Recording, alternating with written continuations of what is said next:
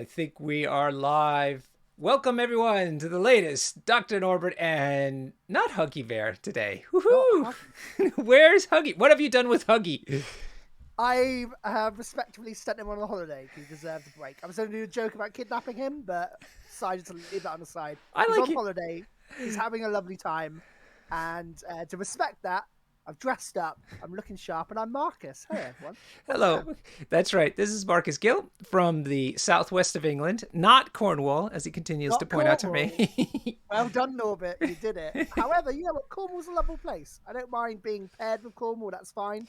But I get messages all the time like, Norbert said you're from Cornwall again. I'm like, it doesn't matter, everyone. It's fine. It's okay. Let's calm down. Let's not start the passage wars. I'm sure you've been called worse things. It's true. I have been. Amazing. So yes, you're down Devon Way. Is that right? Yeah, down Devon Way. Just basically pretty much slap in the middle of Devon, just outside Exeter, the main Okay. capital. So Yeah. yeah, pretty much been here all my life. Been gaming down here all my life. Yeah, we've always had to travel up to you guys for War Machine back in the day and everything else, and Right. it's no different. So Did we get to play War Machine together? no, you were always sort of like on the pantheon of community members. So I knew who you were, and like as a name, and I would see you about, and I think I might have said hello, maybe once. But when you say hello to like 150 people at events, Yeah. you don't really see them again. It kind of fades. But yeah, I think we kind of passed. But yeah, I was back in like the JP days, sort of early War Machine Hordes, going up to second edition, and I haven't played for a very long time. Yeah, exactly. Did you go to SmogCon at all? I went to SmogCon once. Can't remember where it was. ETC was generally our big events back in the day. So we went to the first ever ETC Mm. and the second and third one when Okay. Maelstrom was up and running. So The second, I guess this maybe the third one. The one in 2012 is the one that I did head judge duties at, and I had just come into the Mhm. country like a couple of months after that. So, or before that, yeah, I rather. think that's where we. Yeah, I think that's where we first met. 'Cause that was one with the big marquee outside, That's right. Yes. and yeah, Yes. Ah, amazing. lots of beer, lots of hog roast. That was a good event. Yeah, it was actually a good time. The organization was not so great, but No, but the when you players have like didn't how notice it. many players, yeah. Well, I think that's mainly because of the beer and the hog roast. To be honest, so we didn't remember much, but yeah, it was a very good event. um, yeah. So, and now you are one of the, I think I would say one of the community builders in the Southwest for Marvel Crisis Protocol. Isn't that right? Yeah, thank you. Yeah, it is. So me and Darren have kind of like teamed up. Darren Wargaming Dad, he does the sort of Cornwall events with one of the shops down there called Tabletop Workshop down in Cornwall. He sort of does that, and I focus more on the sort of southwest area. Mm. So we were in one shop called Union County Games. We still do game days and stuff there, but we managed for quite a big shop in the southwest, Curtain Games, that are big in the Star Wars scene to basically take on events. So we've got our first events on July the 30th at Curtain, and it's sold out with 22 players within 4 hours, which was amazing. Excellent. So, which is great, and we're already starting on more boards, and we're looking for a 2-day in November sometime. But that's still kind of secret, but yeah. So community-wise, it's one of the reasons why I started MCP. I just wanted people to play it. I Yeah. played it a couple of times and was like, "This is an amazing game." And I don't know what it's like Midlands. I think there's more people, especially in London, where games kind of collide. But in the Southwest, you really need a champion. You Mm-hmm. need a couple of people to kind of Mm-hmm. buy everything, take it up, and go, "This is a game." Because we never had Guild Ball down here, Mm-hmm. just because we never had that. We never had a Guild Ball champion Mm. or someone that got a taste of the game at a big convention and came back. Okay. So yeah, I was feeling disgruntled from the Batman game from Night Models. Ah, okay. I I came to the end of second. Night Models weren't treating the community that well, and I love superheroes. It's one of my first loves, and I was just like, I want another superhero game. And then the two Will Pagani and Will Sheep, came to my savior and was like, here's a Marvel game. And I was like, I know you guys from War Machine. Yeah, I'll take exactly. I'll take I'll take a risk. Yeah. And it wasn't a risk, and I've never looked back. Yeah. So you got in at launch then? Yeah, I got in at launch. Played a few games like in person with people. and then obviously the pastimes hit, and I was late to TTS actually. I think I only joined season. What season are we on now? Season 7. So We're yeah, I no, think I we're on joined season 8 now. uh, season 8. So yeah, I think I joined season 5. Okay. Um, So I think I watched the end of season 3, and then it takes me time to warm up to things. yeah, So season 4, I was like, oh, I'm gonna play, and then got a bit anxious and yeah, stopped out, which was silly, but it happens. yeah, And then joined every season 5 onwards. So yeah, yeah. I think you're not alone. I mean, people just have a lot of I think a visceral reaction to playing like TTS type stuff, but yeah. based on just how well it's been programmed, thanks to a lot of efforts by people behind the scenes, it's so easy and smooth. It's Mhm. really worth the effort. It's a real like it is the best virtual experience for a miniature game. Hmm. I genuinely think it is. It's so crisp and easy to like really get into it and engage. It will never beat in person games, but it's not supposed to. Like that's not the point of it. The point of it Exactly. is to allow us to build bridges with people I would never ever build bridges with, and that's what I've done. Like I'm very good friends with Letza now. She's over in Seattle. I would have never had that chance if it Mm, wasn't for TTS. mm, mm, mm. Just meeting you guys before I go to events is a big hit, especially for someone with like anxiety and social issues. It's nice to Yep. meet someone first online and then go to an event and know you have 2, 3, or even 10 people there. So That's right. Yeah, so true. And it allows you to experiment a bit more. And, if mhm. something comes up and you can't get out some real games for a little while, it gives you a chance to play some real games. So I love how it's evolved from a complete, replacement for the game during the plague Yeah. to now an ancillary tool that has lots of Mhm. different purposes depending on who you are and what your needs are.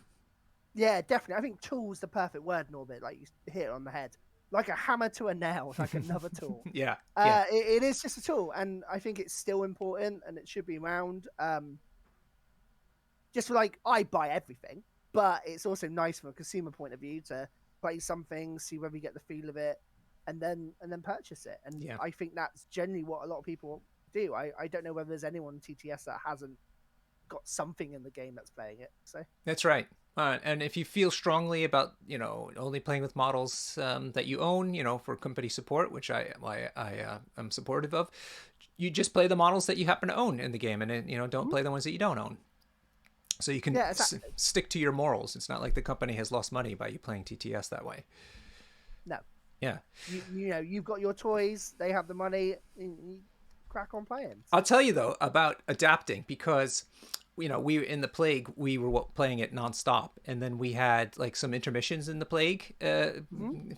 and so we actually did get a tournament together in London, and it was so bizarre playing it in real life, like Yeah. having to put out all the tokens and taking track of that stuff, and measurements not being so precise anymore. It felt really kind of disconcerting at first. Yeah, it was a real like Fallout scenario, right? I felt like we had been in a bunker underground for a while, Yeah. and it was the same when I did, because again, like I ran our first sort of like game day at UCG, when we had that sort of stopover between 2 of our lockdowns, and everyone kind of like did that thing of like the giant wheel coming out, the sun in their eyes, and sort of blazing through, and it was strange. Like we had all forgotten how to like interact with people. We just had forgotten the skill, and it took a lot longer to really get into the rhythm and stuff. But now we're back in through Yeah. full flow of things, Yeah. especially with the event that we went to on the weekend. So Yeah, let's come to that. And I'll just say real quickly though, after I did that event, I played my league game on TTS because I decided to play the season again, yeah, and it was way harder to play on the TTS after being yeah, like 2 days nonstop playing real life. Definitely different yeah. skill, somewhat different skill set. Yeah, not to open the debate again, because I think it's been talked about quite a lot, but I think there are two different skills for in-game playing and TTS. I feel I play better in person. I feel I can engage to the board more, where I get distracted a lot more on screen, Yes. and it is more of an endurance test. I feel when you play on TTS compared to anything else, and I think both those things help each other. Like you learn new skills playing TTS that will help you in game, and you learn things in game that will help you on TTS. So. um Want to thank Captain Awesome for mentioning about the great League game that I played earlier this week. It is on video demand on Twitch, and I have also put it up on YouTube. Thank you for that comment because I actually thought that was a really fun game too, and really um, it's interesting, Marcus. It was similar to the game you and I played. I played really cagey scenario where the other Yeah. guy was trying to be. It was set up to do violence. Oh, he's there to beat you into the ground until you go, please, no more, please. Yeah. So thank you, and we have your spiritual co-conspirator, Wargaming Dad, in the chat as well. He's Hey, watching. Wargaming Dad, I'll use your alias. So if you want to know your real name, they'll have to go to the start. Yeah, although he's already spilled the beans a bit about your big November event. I'm not going to say more, aside from it's going to be a 2-day thing down there. Yeah. So just look for details if you guys are interested in catching. Yeah, we'll do. The shop's just finding out some details on dates first, but yeah, it's definitely in the pipeline. Brilliant. Okay, so this past weekend, you and I were both at the MCP Nations event, which is held at Element Games in Stockport, England, which Mm-hmm. is just near Manchester. So, for people who aren't aware, it was a 2-day event, but two different events. So, the first one, this kind of the premier event, was the first in the world 5-person team tournament that we played with Marvel Crisis Protocol. The rules are very simple, but made it very challenging. Across the 5 people on the team, you couldn't choose a character more than once. You couldn't choose a tactics card more than once. And you could choose a scenario twice, no more than twice, but only after the team has exhausted the use of every crisis in the game at that time. Yeah, so one copy had to be in everyone's list, and then you could go on Right, and start your exactly. pick. And also for everyone to know, we played this before. We played it without the challenger rules. So basically, the same restricted and ban list that you're used to before those new challenger rules came into place, which I think was fine. Captains all agreed to it because there was enough restrictions in the format as it was that we didn't need to layer that on top of it. Exactly, and there just wouldn't have been enough cards at that point. So Yeah, that too. Details. So it was fantastic because we were able to attract 2 Italian teams, 2 Spanish teams, an Irish team, Scottish team, Southwest team, London team, and then a variety of Midlands Northern type teams, which was yeah, the first big international event that I'm aware of. yeah, it's the first one I'm aware of, and it was amazing to see people that I have, seen from a distance. There was lots of TTS players there. SB was there, Rookie Boy, Jabrorf. Yep. Yeah, pretty much all the crew I've kind of known online. So it was lovely to see them, and amazing to have 80 people in the same room, like Yeah. just exhorting at like enthusiasm for the game. It was fantastic. Yeah. So a couple shout outs. The TO was Tony Moore. He did a fantastic job. His wife, Nikki, was helping him as well. And compliment you as well because you brought up, I think, 5 terrain boards to help. 10 boards. 10! My lord. Yeah, I bought two rows of 5. Nice. It was funny because I was mid typing to Tony, going, "Well, I'm traveling up. We've got space. I'll just ask whether he needs any boards." And before I had finished, Tony messaged me at the same time, going, "Hi, mate. Any chance you could bring some boards?" And I was like, "Yeah, sure, no problem." And your boards, people should understand, are not by any stretch the imagination normal boards. You have lots of thematic boards that you put together. Give us some of the themes. Yeah, sure. So I've got a few behind me on the shelf that I kind of set up. So Murder Worlds I've done with Arcade from the comics. So it's a pinball setup. I've done a symbiote board, which is to the left of me here, with sort of no like tentacles coming up as he takes the world. I've done a collector's board that looks like an intergalactic museum for people to fight over, and a Mysterio board as well as just other general MCP themed. Like themes important, but also for them to be playable as Yeah. well was Yeah. like a big thing for me. So board design is like one of my passions. Oh. To be honest, I love playing, but board design is probably higher up there for me Oh, no in kidding. regards to just Okay. sorting out boards and seeing how they fit and play experiences around it. Yeah, The collector one I think is always one that gets us a lot of people's attention because of the films, and it was such a Hmm. great scene in those in the Guardians films.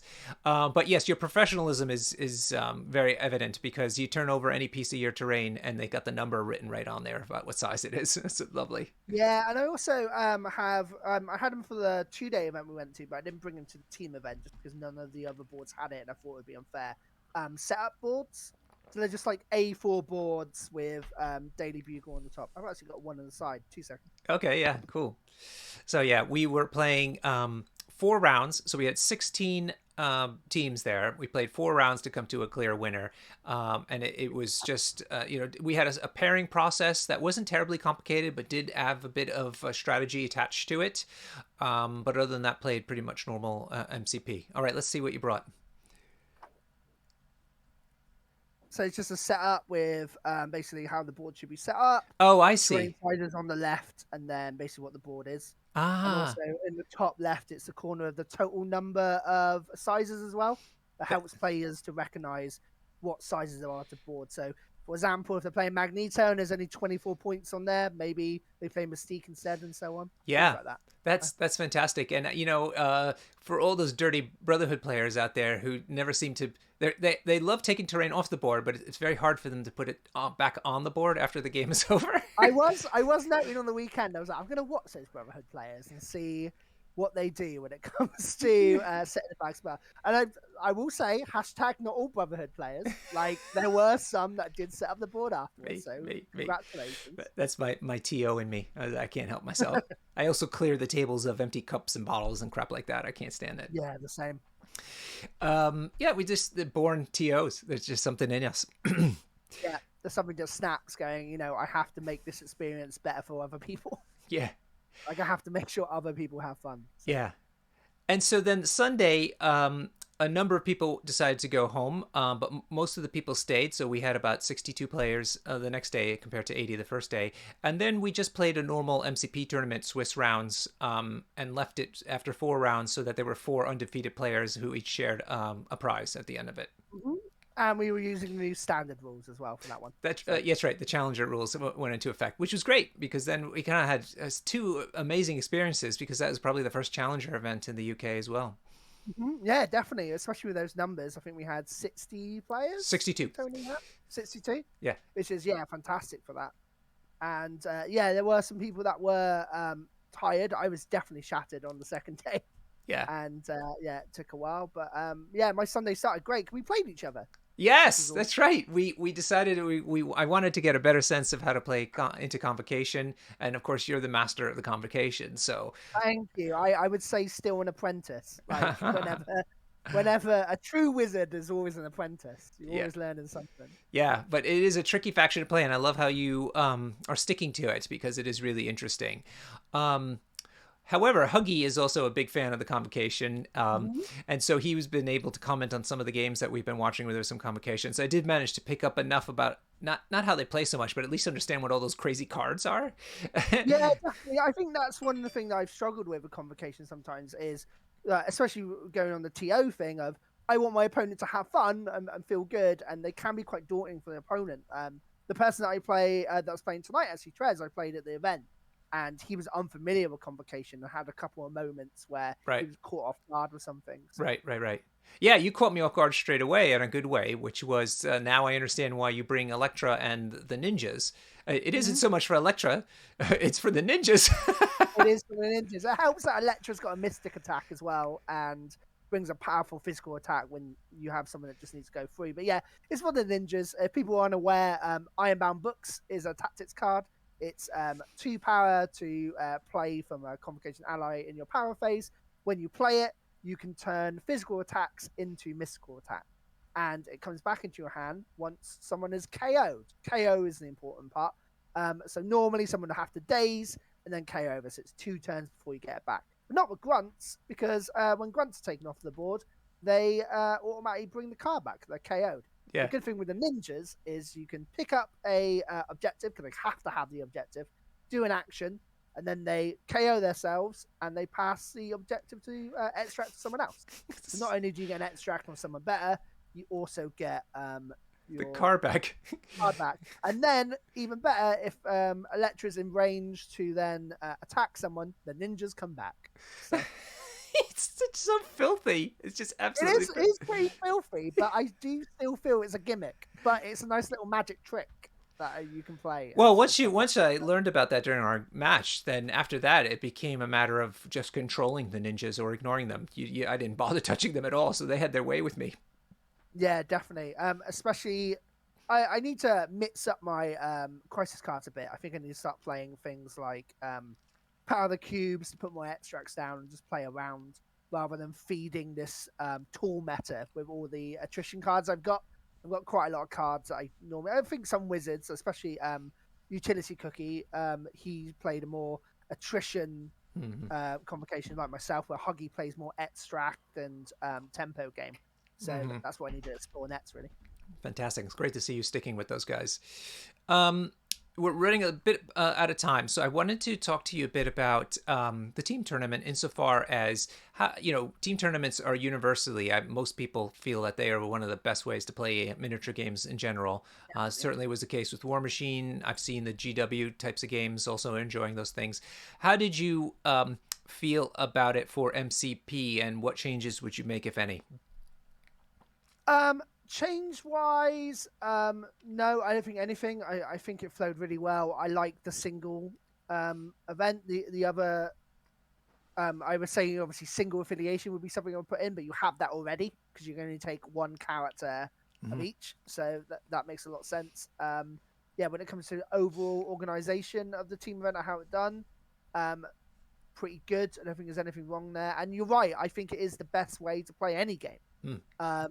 It just allows you to have this camaraderie, and yeah, you can play the best game you can, and that's all you can do.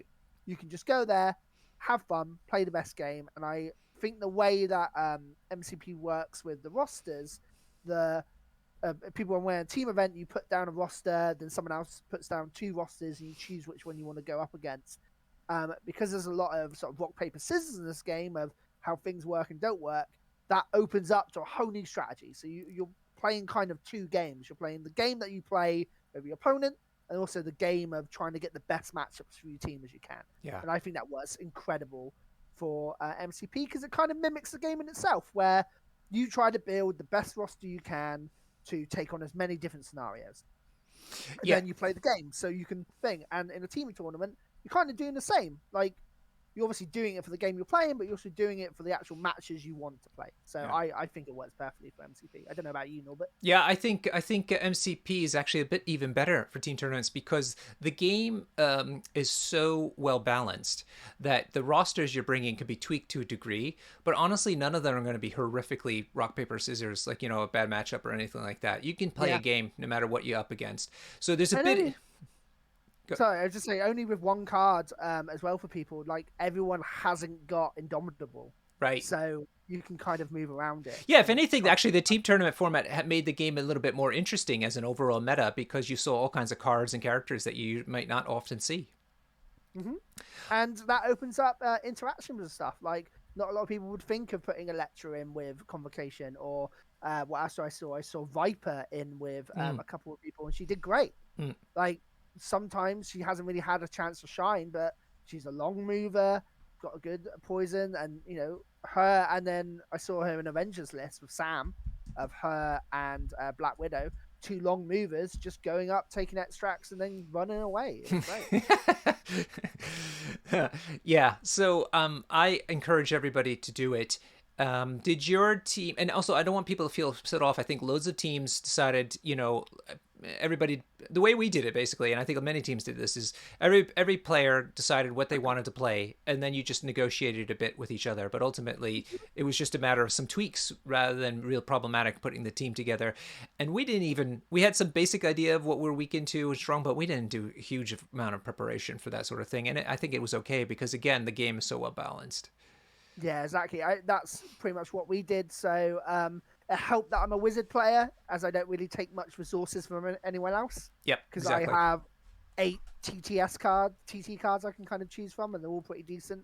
But all we did was everyone choose an affiliation, make a quote unquote competitive list, so like a single player list, and then negotiate and go, well, no, you can't have field dressing and brace. Like, let's spread that out and Right. have a conversation. And that's all we did, and that's what we came to, and it worked out really well. So Yeah. Yeah. How did your team do in the end?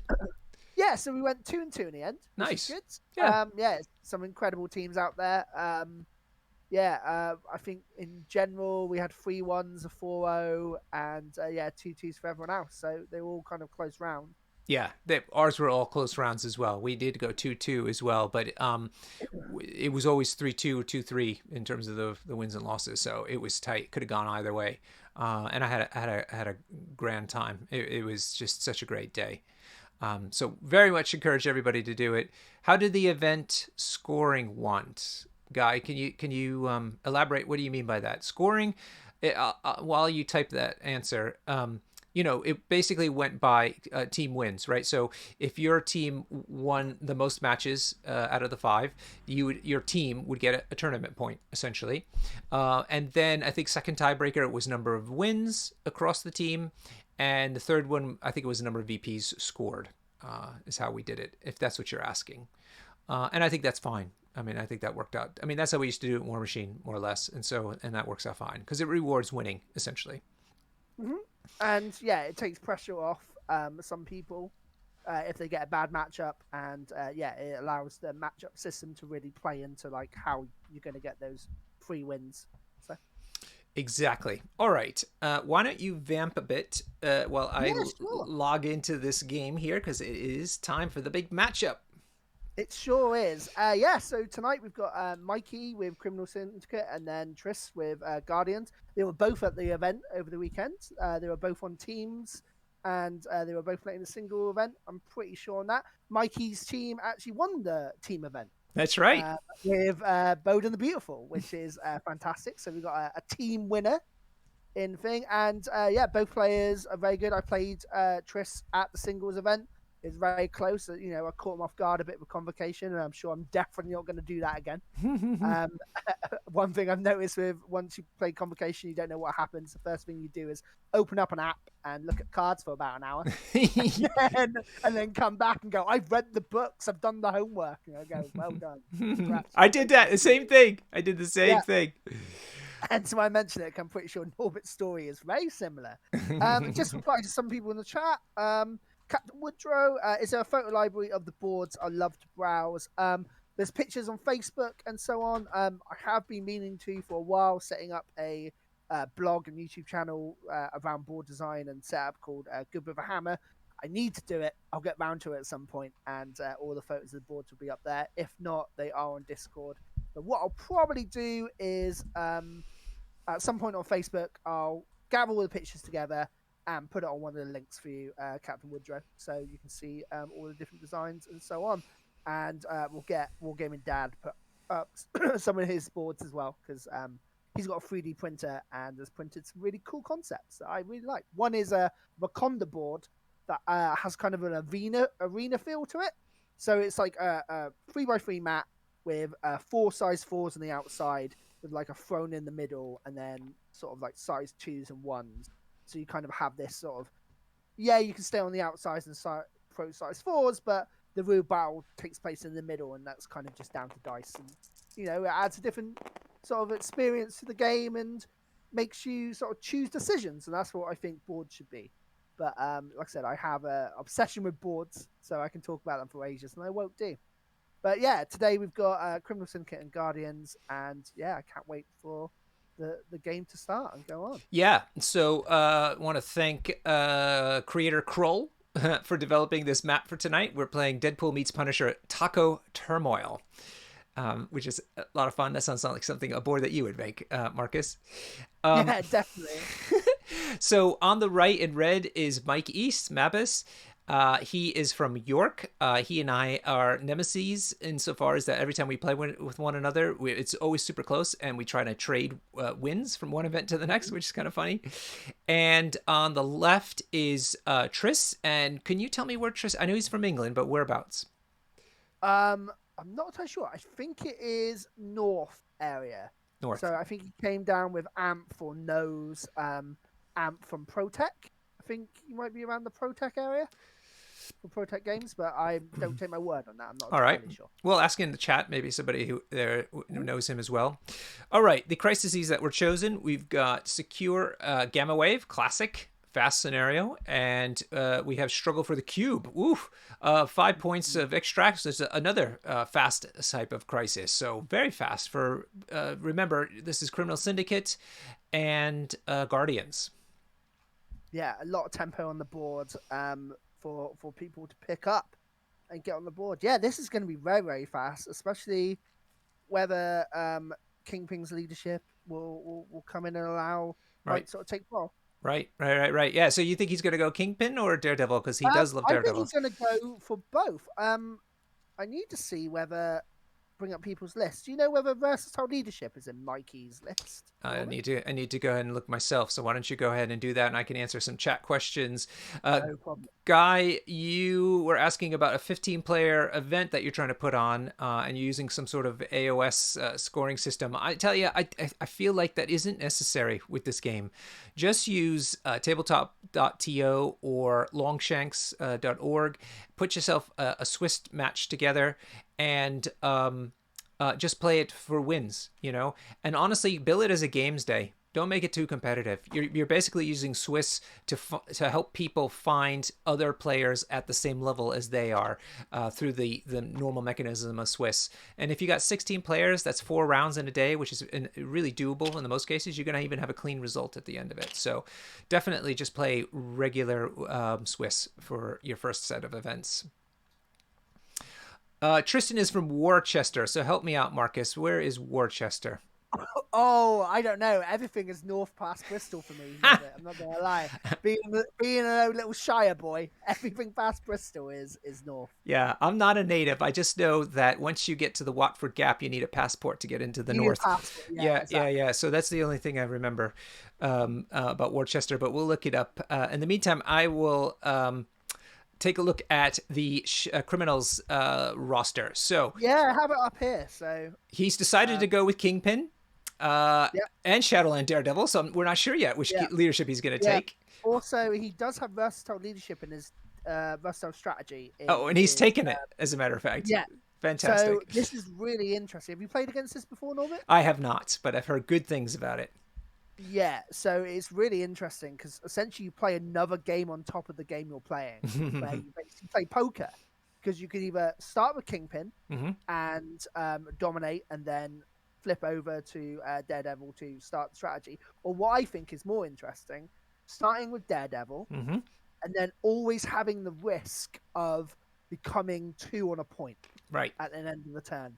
So you have to play like your opponent has that leadership up, or you could lose points at the end of the turn and, be in a worse place than you thought. So, yes, so we will have to see which one he starts with, because he doesn't have to declare until everybody's been deployed. So he's got Kingpin, Daredevil, Hood, which is like almost a stapled card now on Criminal Syndicate, Winter Shoulder, fantastic, and a beater, X-23, without her little sister. Cards include Exceptional Healing for X-23, no matter the cost, Follow Me, versatile strategy, and all according to plan. So I think that's quite a nice mix of violence cards and control cards, isn't it? Yeah, definitely. And that's going to be another difficult thing for Triss, I think, with Guardians. With your wing it tokens, you generally want to pick a pace for them, I think, of whether you're going to use them for your attack or use them for your defense. And in general, a lot of tanky characters in Criminal Syndicate, so you want to be pushing for those attacks. But also with Daredevil, there's also a lot of attacking coming through. So do you use it for your defense roles or do you use it for your attack? And that's going to be a difficult puzzle for Chris to work out, I think. All right. You are not seeing my screen, is that correct? Yeah, do you mind? It should be one of your Discord screens. Is in the Discord window where the video call is happening. Yeah, just getting those dancing flies. Yeah, that's for me. But if you open up like the where you should be able to see a window for yourself, for me, and also for the game, because I'm sharing like a third window. Perfect. Oh, yeah. Can you see it now? Yeah, I can see it now. Oh, okay, brilliant. So on Tristan's side, we have Gamora, Honey Badger, X-23, Groot, Rocket, and Star Lord. So really quite heavily attrition based, as you can well imagine for Guardians. Hmm. Yeah, there was a lot of pew pewing and going on. I think we saw some arrows poking around in Shadowland Daredevil, so I'm going to assume that that is the initial leadership. And I like that choice from Mike. I think Yeah. it chooses a different puzzle. Cards And for so, Tristan are Patch Up, Advanced R&D, We Are Groot, Deadly Duo, and Lovable Misfits. Oh, that's nice that he's brought along a fun card like Lovable Misfits.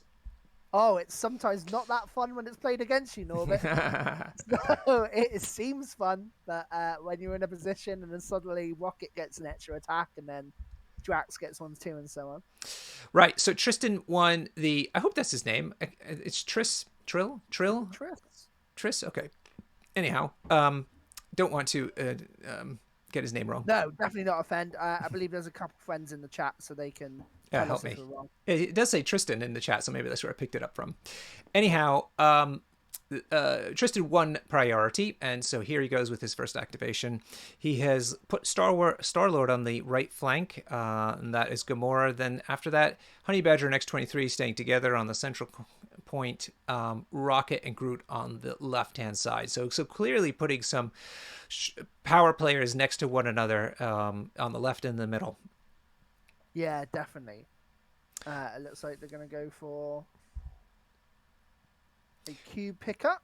Yep, so that's Gamora doing her first move. In the meantime, we'll take a look at Mike. He's got Kingpin dead center. On his left is Winter Soldier, followed by Hood, X-23 on her lonesome, and Daredevil with his ninjas holding on the right flank.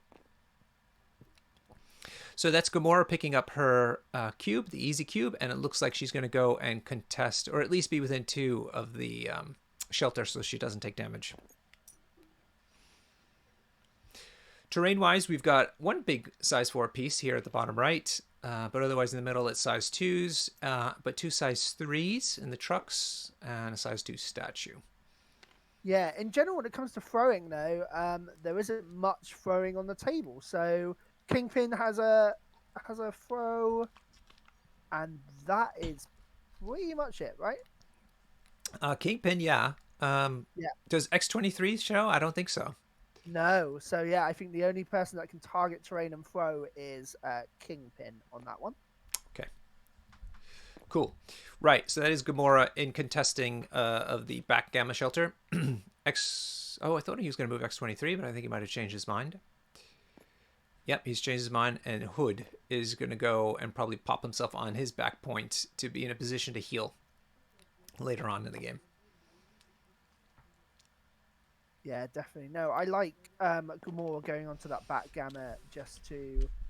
She's so fast with her leap and her attack. She can just chill out of the back, not take damage, get that extra power to get those leaps off consistently, and then go for it. So. Totally agree. That's a great point about her speed because that's what she's really good at. Bit of a glass cannon, but if you can stay in the back and then race forward, then it's okay. Yeah, and especially like Mike. Mike's got Winter Soldier, obviously with a 5 range attack that might be able to go into her, but there's a lot of targets, and target priority for Mike is going to be, I think, where he wins and loses this. So. Now, I ran into trouble in my league game because I was playing Shadowland Daredevil as well, and my opponent very cleverly took 2 characters out of the 4 who don't allow rerolls, and so Right, okay, yeah. completely turned off my leadership ability, which is amazing. It looks like Tristan doesn't have any of that at the moment. Obviously, Angela might have been a good pick if he has her in the list, just because she shuts that off. So. Yes, exactly. It was I played against Angela and Medusa. Medusa? Yeah. Yeah. So that was something to deal with. Worcester is a city in central England's West Midlands. So it's like every. Oh! Not only do you come here for MCP, but geography knowledge. It is. This makes more sense to me now. It's southwest of Birmingham, a little way. All right. Honey Badger has moved up into, I guess, 2 of the back shelter, and now Kingpin has also moved up to the back shelter, which is another place for he always likes to be in the back. Indeed. Is he going to move to the middle and be very aggressive with Kingpin, or is he Nope. going to stay No, back? looks No, like he's passing right away. that's fair. I don't think that's a bad option just for the amount of firepower this team Yeah, has. Guardians. I hate playing against them when I was playing Brotherhood because they wouldn't bother with scenario. They would just keep shooting me, Yeah. and I was off the table. And so they are probably the best at violence right now in the game. Oh yeah, definitely. Without a doubt, with those rerolls, people say, "Oh, Guardians spike against me all the time," and I say that's just Guardians now. Yeah, yeah, yeah, yeah. With those wing it tokens with the two rerolls, especially X23 that has a reroll on top of that, Mm-hmm. it's fantastic. Talking about X23, looks like Mike's gone from there. Yep, he's grabbed his home cosmic cube and is gonna move her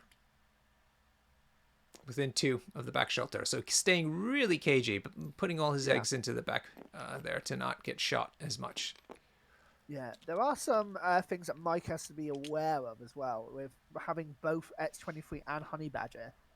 Obviously, taking damage on one, and then if he does get a cheeky shot off X23, then Honey Badger might be able to move as well. So That's right. I got caught out by that a lot with my buddy Katal, who is from Ireland but living in London right now. He was we were playing on the singles event, and man, the combination of the movement between Honey Badger and X23 with each other is just incredible. yeah, I think round one is going to be the chess game opening moves, where they're both just trying to get into a better position for turn two.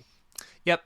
So Tristan's moved X23 next to her sister, just inside 2 of the back shelter. So now it's over to Mike. Yeah, I don't think there's anyone that can get on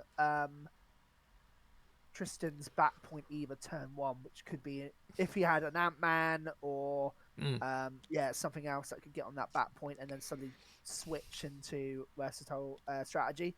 That might be a problem. You know, it's interesting because that game with Cuddle I was thinking about, it was actually cubes that we're playing, and he got caught out by an old school move that I pulled together from earlier days of the game, which is I had Lizard across from his cube, and when he didn't pick it up right away, I danced Lizard all the way across the board and picked up his cube, which really helps me out. I wouldn't even say that's an old skill. I would say that's still a new a new trick used today. Great, Oh. yeah. I do it all the time. Nice. I absolutely love Lizard double move, pick it up, and then teleport away. Yeah. It is the best. Now that was a bit of an illegal play there. I don't think it matters right now, but the grunts are always supposed to activate first. Activate first, yes, Yeah. that's true. And I'm just checking to make sure that Daredevil has Wall Corner. I think he does. So He does. Yeah, he does. yeah, cool. So it won't matter too much here. I hope maybe Darren rather can maybe alert them to that so it doesn't happen again. Yeah, just nods to make sure. Yeah. So, but he's very cleverly used the ninjas to pick up his home cube and move them again into the back gamma shelter.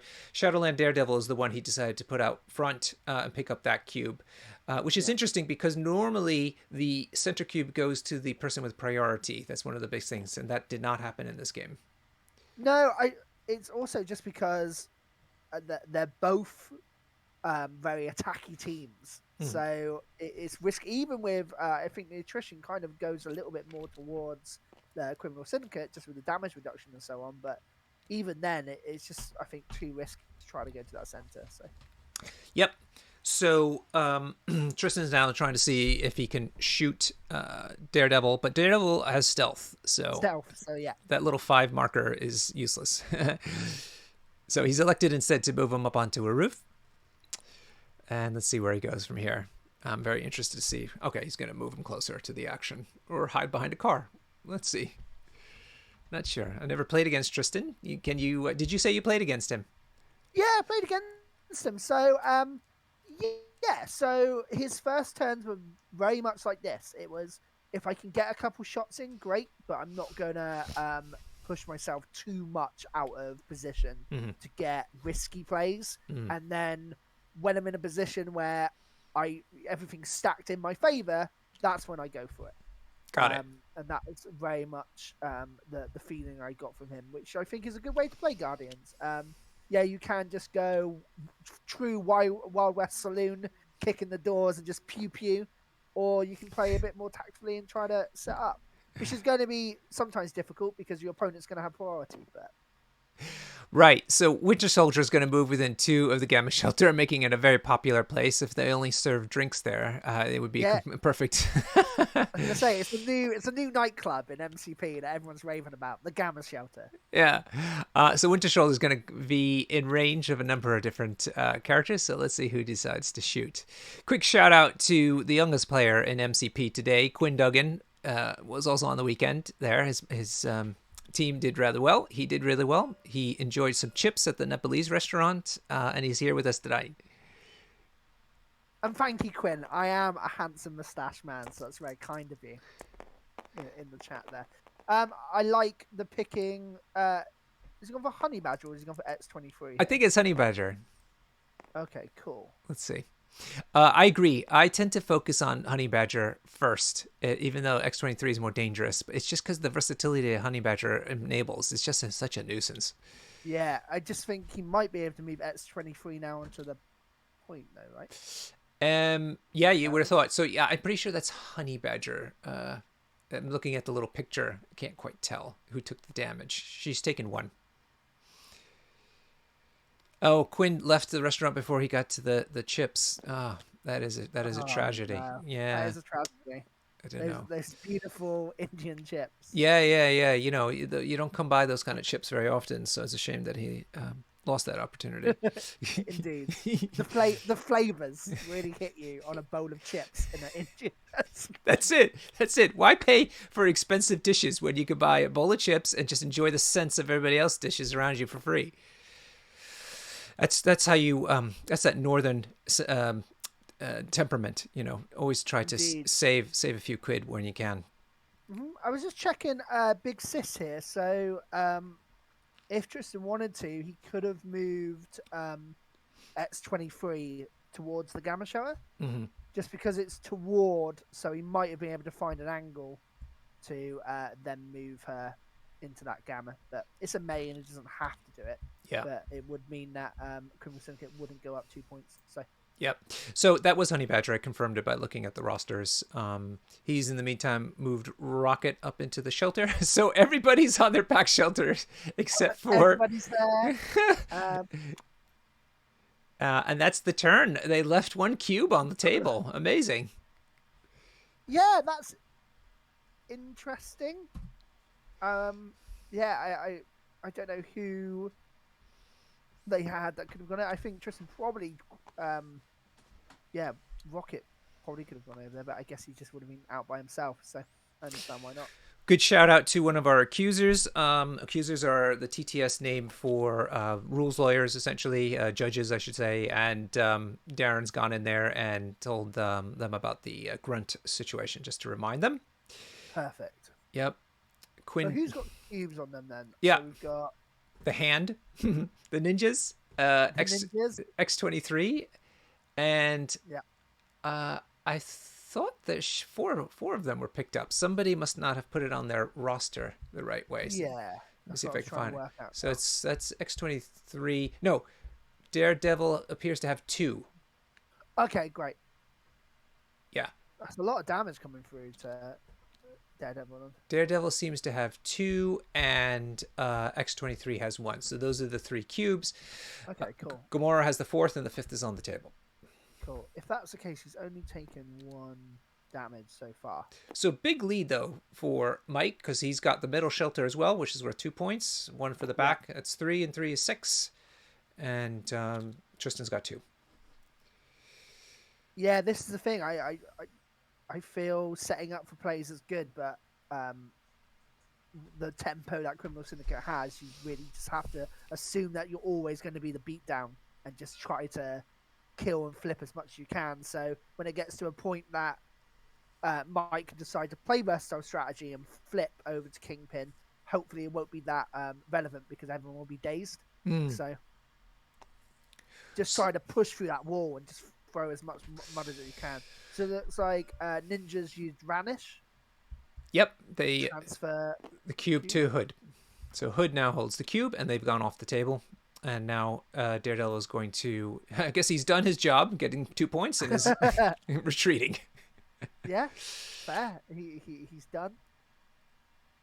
Nice. So Up that to you now, boys. yeah, interesting. Interesting. Where to go And next? I think Mike can do that, right? He's up 4 points. He doesn't have to. He's not the beatdown. He doesn't have to play it aggressively. He can just sit back and kind of sit on that tempo. Right. So, what are you doing to kind of wet your whistle while we're playing this game here? Oh, I'm drinking some gin, some Ah BrewDog gin that I got very happily from Tony for bringing some boards up to the 2-day event. ah So I thought I'll get some gin and some tonic, and I've got some mixed berries in it as well. Just is it add evoking Huggy in every manner tonight? every way. I'm not trying to be him. I'm just trying to. Pay It's homage. not appropriation. It's not appropriation. It's appreciation. That is what's important. I'm appreciating Huggy's style. So, honey What are you badgers. drinking, Norbert? Today, I'm feeling a bit under the weather. I got a bit of con crud, which is not like me actually, but it happened. So, just drinking some water at the moment. But I might be tempted to have a Guinness in a little bit. That's fair. Yeah, I did force myself to have a gin, and I feel better/worse for it. Oh, So are you feeling under the weather as well? yeah, Concrod as well. I've taken the test, and it's not the dreaded what shall not be named, so which is good. But yeah, 80 people in the same room. It was very sweaty as well, so probably a little bit of heat stroke or something. So Oh God, it was so hot over the weekend. it was very very hot over the weekend. Yeah. Uh, um, yeah, it was not great. It wasn't the worst I've ever encountered, thank God, but it No, was pretty definitely bad. not. Yeah. So that was Honey Badger being moved into the center. So the sacrificial lamb, as it were. But as you pointed out, her getting damaged or even getting dazed leads to other advantages. So it's not the end of the world, Yeah, definitely not. right? And I guess the other thing that Tristan has to be aware of is dazing any of their characters. Winter Soldier will be able to attack back. Hmm. So Yeah, he does have enough power to do that now at 3. yeah, he has it up. So it looks like Hood is trying to see if he can start blasting the little girl in front of him. What a cad. What an absolute cad. Leave her alone. There's someone your size, friend. Yeah, she's been through enough. Anyhow, he's not Yeah. listening to us. That serves you right. No damage. Yeah. Oh, here comes the reroll, though. I forgot about that. Yes, of course. Daredevil doing The his dice thing. have been cancelled, Hood. There you go. No problem. Honey Badger loves it. And To be fair, Honey Badger probably wanted to take a damage here, right? yeah, sure. To move up Gabby. So Does Hood's rapid fire have a trigger, or is it just automatic? it does have a trigger. Okay, I don't think he got it, so this would be his second attack. Yeah.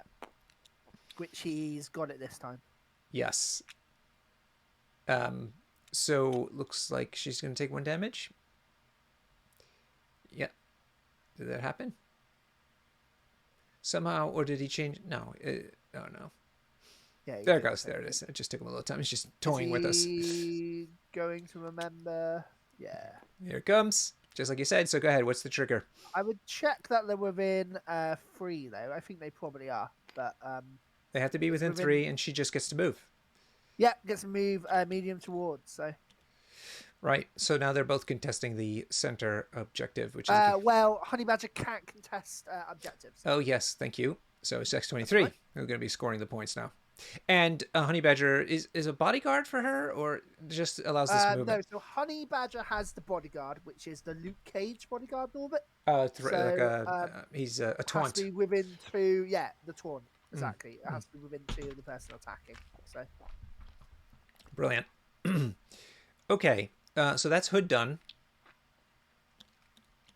So what could happen now is, yeah, it makes sense to go with Gabby, but if Tristan decided to go with someone else, you could attack Gabby, Honey Badger would move, and then be in range for a bodyguard. But All right, looks like Winter Soldier is going to get it. And I don't blame him. Winter Soldier with that range is a good target. yeah, and especially at the moment, like, he has to go down first to shut off that retaliation shot. Ooh, nice hit. 2 crits and a hit. Very good hit. One thing about targeting Winter Soldier, though, is you're not helping with the tempo game, right? He's not holding any cubes, and he's not on a point. So you can take him down, but you're not going to close the gap on point. That's a very good point you're making, Marcus, because we said at the beginning that this is double speedy crises on the table. Hmm. So they get away from you super fast. Yeah, and I wouldn't be surprised if maybe Mike plays super aggressive and switches to Kingpin's um, leadership either the end of this turn or the end of next turn, Mm. depending on how many points he gets this round. So Right, so that's 3 that was a good hit, damage. though. Yeah, yeah. More than about 2/3 the way to dazing him. She hasn't even used a winging it token yet. I love this mod so much. Look at that. The winging it tokens are on the heads up display. It's beautiful. Yeah, it's great. It's really for someone who's this is my first commentating ever. Mm. It's great. Isn't I it have a easy? lot. Yeah, it's a lot of information. I have to tell you, In actually, front of there were me. streamers at the Nations event. So shout out to the Honest Wargamer for bringing his kit down. He streamed all 5 games in a team. But he was telling me, and I understand it now, without a table boss, you can't really follow what's going on. And I forgot because I've been so used to doing these commentations using the overhead display. You can see everything that's Yeah. happening. I know Curtin, that's going to be running over events in the Southwest, had some display that they use for X-Wing, and I think they're trying to use a similar one for MCP. So Hmm. if they get something up and running, I'll see whether I can share it about. But... Interesting. But you still need a table boss to do the updates to Mhm. it. Yeah. Yeah, to like a table runner, a ball boy essentially. Yeah. Yeah, So looks like he moved X-23 up a little bit, and now she's within range 2 to do her other attack type into him. And I'm going to see if he uses the token or not. He still has the winging it token. Looks like no damage going well, through. Yeah. yeah, I guess even if you use the winning token, it's only 1 damage, Yeah. and she probably wants that to try to survive herself, right? Yeah. Exactly. Because she could use it for defense now. So we'll see if he decides to leave it.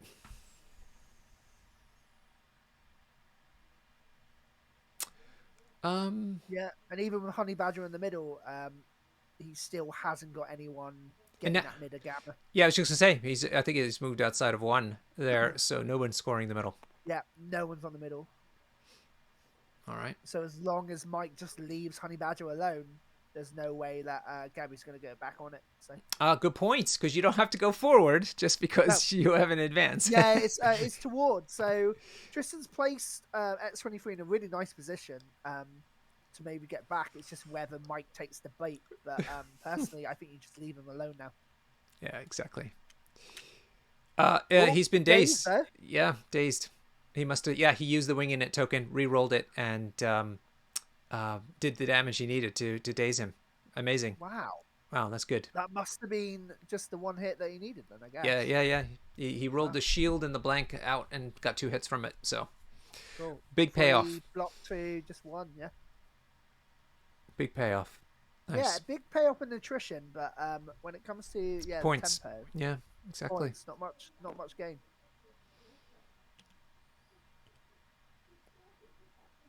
All right.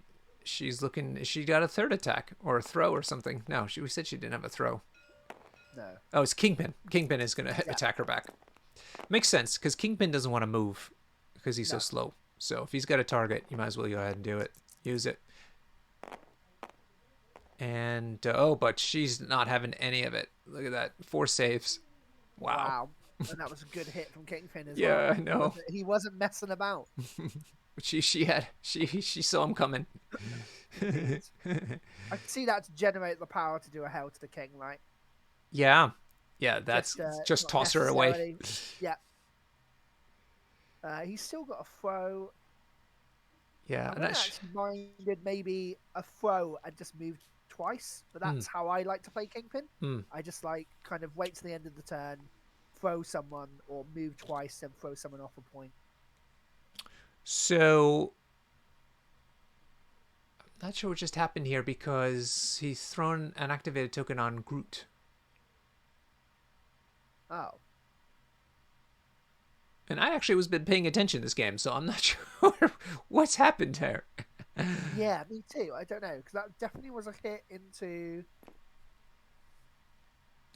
Yeah, okay, maybe we were wrong about Kingpin or whatever. Maybe it was X-23 putting another attack somehow into Kingpin, and that's probably what it was. Because if you look at it, he's rolled 6 hits and saved 3, 4, and reduced by 1, 5. So that's the one that he did.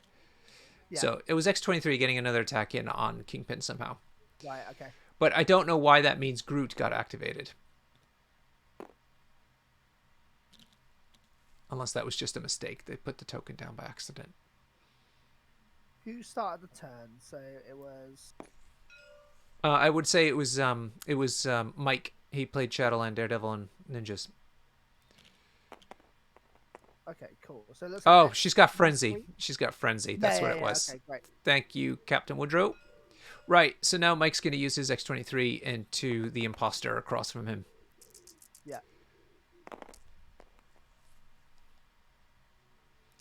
Good hit, 4 hits, Yeah. and he We'll gets to reroll from reroll him as one. well. Yeah. Oh, she is Ouch. spicy today. Yeah. Now, because he rerolled, that means she must be contesting that, even though I don't see No, this. she gets a reroll anyway. X23 just gets a flat Oh, reroll. okay, yeah, that's what it was. Yeah, cool. Thank you. No problem.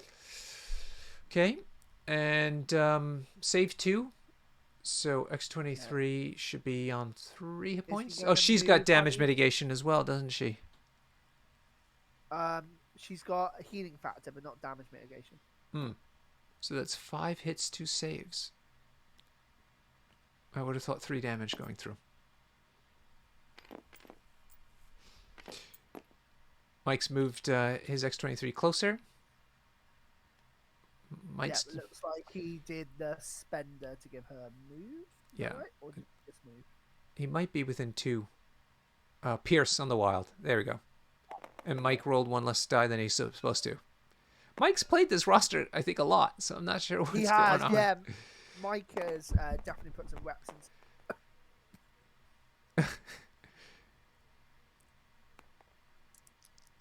All right, X-23 did not roll very well. Looks like only 2 hits. To be But fair, it's fine when you only need 1 damage, though, right? yeah, exactly, and no saves. You can roll poorly when someone also rolls poorly. So Yep, and there she goes. She's dazed. yeah, But why is Groot saved? I have to wonder if that's a bug of some kind. I don't know. maybe. I don't think Groot has gone. Yeah, no, definitely not. And now they've removed that dazed token, so I don't know what's going on Yeah. there. I'm surprised about Honey Badger not necessarily moving up. I don't know what she benefits being now. I assume a stop is pretty good. Yeah, backstop. Might be one. Backstop, just to stop Kingpin getting a decent double move and so on. Ooh, looks like Mike's X-23 is just out of Winter Soldier. Yeah, I think that's just a literal fraction away. A mil out. Which is a mil out is big for engineering, especially the job I do, but not that big for MCP. So yeah, it definitely is out. There's no green is highlighting. So Yeah. Wow. Lucky for Mike. That was big luck for him because otherwise Rocket's got no real targets. indeed, I would have maybe been tempted to move Groot up to the middle to then set up a decent deadly duo. Because you only get 1 attack, you'll have to move a rocket, but then you're getting 3 decent hits on people. Yeah. Looks like X-23 should have healed at one point as well from her healing factor. That didn't happen. I think that's a May as well, though. So no judge call. At the end of her turn, anyway. Big pardon? I don't think she was damaged at the end of the turn, right? She was on full health. Yeah, I think it was the cube damage. That was it. Yeah. Which I think she did heal. I think she was on full health. So. Weird. All right. Tristan's decided to move Guardian Star-Lord up. Yeah. And now he'll have his choice of targets. Yeah, and at this point, Star-Lord isn't holding anything. He's not giving any more points. So, and he can always move, shoot, and do a hit and run back. So, Good point about the hit and run. He has no power on him though, right? Mm-hmm. So he won't be able to hit and run unless Yeah. he's already paid the two.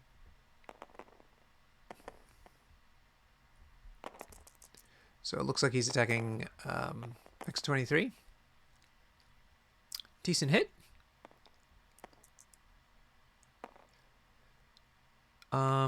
One save.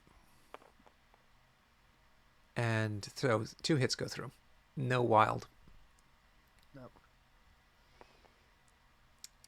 Unless he's using his winging it token now. It might be the case. Yeah. That makes sense. Yep, there it goes. Oh, still no wild, but he rolled into another hit. So that's 4 hits, 1 save, 3 damage. Yeah. Also, this is actually perfect for Tristan now because Mike has exceptional healing up, Mm-hmm. which obviously allows to reduce the damage to 1. But X23 is on 4. Yeah. So whatever damage goes through is going to go through. Exceptional healing isn't going to help her on that side. If she was on 3, for example, it'll be perfect. You'll be able to pay the power you need, stop it, only take 1, and still be alive with a cube. But So Star-Lord's decided to move then back towards the cube out of the attacking range yeah, from many of the characters. Groot is going to go ahead and pick up that cube. yeah. The other thing Tristan could do is, Mike will get a point if he just leaves X23 alone, but she will daze herself in the power phase. Mm-hmm. Which I find to be actually a very useful strategy sometimes. Yeah, just to leave her up, just to kind of convulse herself to death Yeah, in the because power phase. they're out of commission for the next round. Yeah, the only point is that I think it's good if you have priority to Right. then be able to move up and take that cube, but Mike will still have priority, so she'll daze and then he can just pick up the cube. So it makes it a bit more difficult for Tristan to gain sort of the tempo points from it, but it's still good to take a character out for the round. So Okay. He's having a look at Gamora. the galactic assassin is coming. She's sniffing some blood. She doesn't have a winging it token though, right? She does not. She's got a cube. It's all about the cubes. Right, so she moves dead center, max distance. Uh-huh. Oop. Not sure why she's moving over there.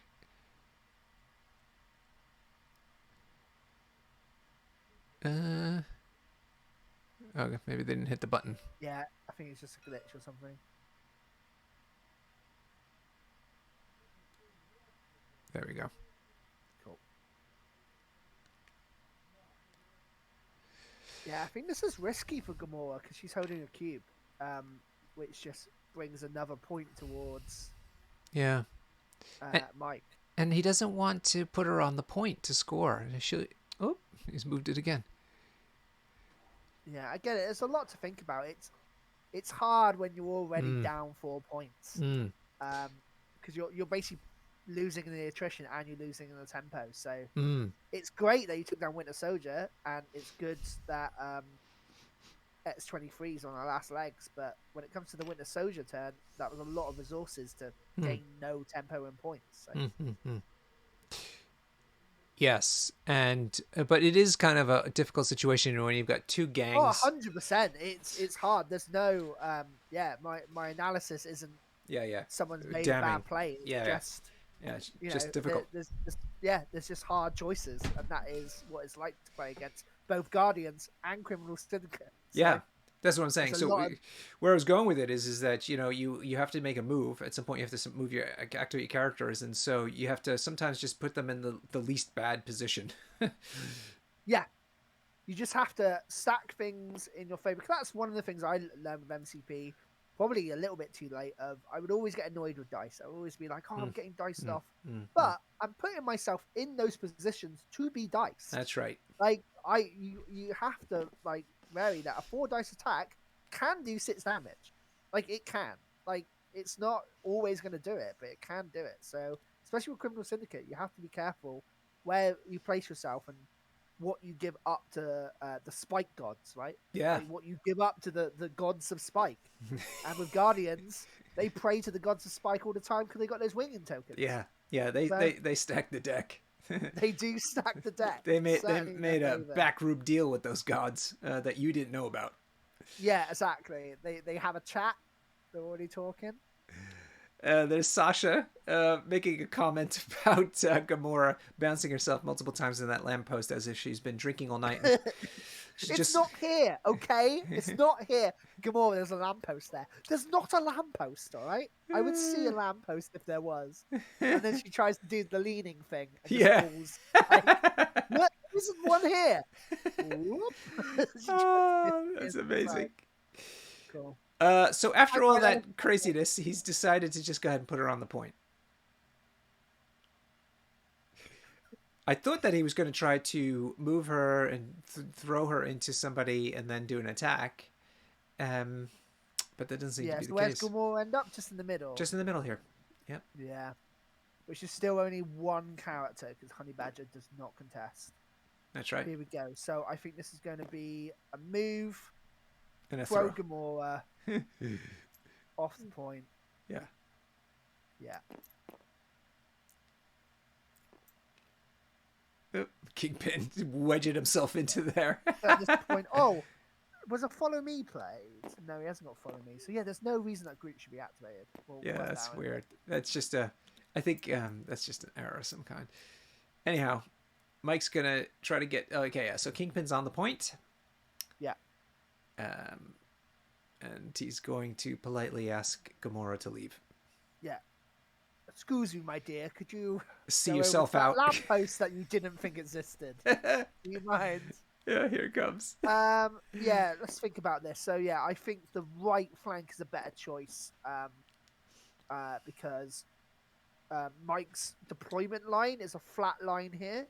Yeah, it's arched on this side, right? So if you throw Gamora on the left flank, you're putting her closer towards things. Or on the right flank, you're throwing her away. But he's electing to go left. I do see your logic, but yeah. And again, it's a lot easier for me to make these multiple questions when I have an eagle bird's eye view look. Yeah. On the board. It's so true. That's the first thing you have to learn if you're a spectator at MCP. When you see things that seem really obvious to you, it's just not when you're playing the game. Oh, let me tell you, everyone, if you saw my streaming game with Liam, things are obvious to you. Oh, that's right. Definitely not always obvious to other people, bucko. Let me just tell you that. That is another video on demand you need to catch. Catch Marcus playing against Liam Watt. It was fantastic, so good. It was a classic again. You know who somebody characterized it like that fight between the Mountain and the Viper in Game of Thrones, and you were the Viper. You were dancing everywhere. You were holding. He couldn't get ahead of you. Yeah, yeah. And then just ended it with a hit. Just one big hit right at the end. Yeah, no. Sasha broke my heart because I watched the Twitch back afterwards, and Sasha in the chat was like, "Yeah, Marcus, woo!" And then just "No, Marcus, don't. Why did you, Marcus? No!" And I just saw his heart break in real time, and I was like, "Sasha, no! I'm sorry." All right. Let's see. So Mike's got all of his characters have activated now. Tristan has got Rocket for sure. I'm assuming Groot again because although did Groot pick up that? Okay, Groot is done. He went over, picked up that cube, and moved back. And picked up the cube and moved back. Yeah. That makes sense. Yep. So it's just Rocket now deciding who he's gonna shoot light up. It's true. It was devastating, Sasha. It was devastating.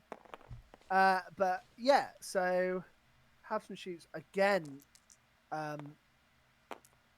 Mike is getting a lot of points at the end of this round. Yeah. He's going to get 1, 2, 3, 6 again if this nothing changes. I was going to step out and get myself a beer because now I'm feeling in the mood. When I play games like this, I love having that kind of like slow, casual drink. But this game might be over before I get... it might be over before you get a beer, Bucko, but I would probably get a beer now. No, it's now or never, right? It's now or never for a beer, and we can always stay around and chat afterwards. Right. I'm going to go ahead and grab that. Why don't you give everybody the recap as they're doing the cleanup? No problem. So the clean up, everybody. So, yeah, it looks like Mike is going to get 2 from the middle, 1 for the back, and 3 cubes go up to 6. And Tristan is only going to be getting 2, 1 from group and 1 from Rocket Platoon on the back. But who has the 1, 2, 3, 4? Who has the 5th cube? Is there 2 on Strange now? Is that what it is? Right, I'm back. Hello. I've got Can the you... beer. Oh, here we go. Gamora's got the 5th cube. It was just hiding from me. All right. So yeah, 3 points for Tristan, and yeah, a whopping 6 for Mike. So we're on 12-5. So X23 is going to daze now, though, which we predicted. So X23 has gone down. Hood's taken a damage and gained a power. Daredevil's taken a damage and gained a power. And Gamora and Groot have done the same. Which leaves Gamora with some decent power, but she's still quite a far way out. So Mike is only 4 points away. That means if he sat on 2 cubes in the middle or got a cube and sit on the back, he's very close to winning. So he definitely is in a position to win here. This is on Tristan now to stop the win. And again, what's even worse is Versatile Strategy's still up. So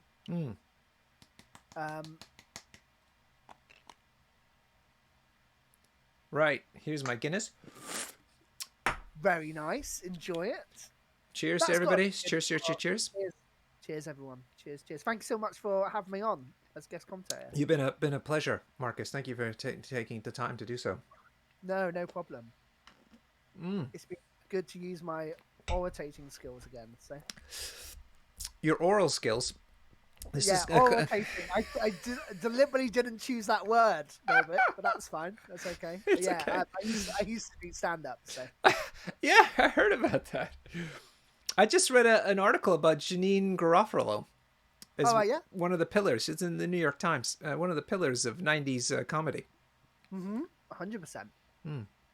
Yeah, and she kind of got overlooked for obviously Carlson and everyone else, who is amazing. Yeah. But yeah. But she the article is about how she is very, very careful not to be seen as selling out. That's like an anathema to her. And so a lot of those opportunities just wouldn't interest her.